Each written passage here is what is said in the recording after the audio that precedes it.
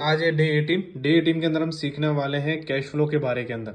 Cash flow क्या होता है? कैश फ्लो एक ऐसा स्टेटमेंट होता है जो कंपनी के बारे में बताता है कि कंपनी का पैसा कहाँ से आया और कहाँ पे गया, कैसे आया और कहाँ गया। ठीक है, अब इसको देखते हैं कि कौन से कॉम्पोनेंट्स होते हैं। सबसे पहला कॉम्पोनेंट होता है इसमें ऑपरेटिंग एक्टिविटी, इन्वेस्टिंग एक्टिविटी और फाइनेंस एक्टिविटी। ऑपरेटिंग एक्टिविटी क्या होता है कि कंपनी के जो करोड़ में जो कैश इनफ्लो और आउटफ्लो हुआ है, एग्जाम्पल के थ्रू सेल्स या पेमेंट ऑफ सप्लायर्स। इन्वेस्टिंग कहने का लॉन्ग टर्म के लिए कुछ एसेट्स या कुछ चीजें खरीदी, परचेज या सेल करी गई, जैसे इक्विपमेंट हो गया, लैंड हो गया, या इन्वेस्ट करा गया किसी कंपनी में।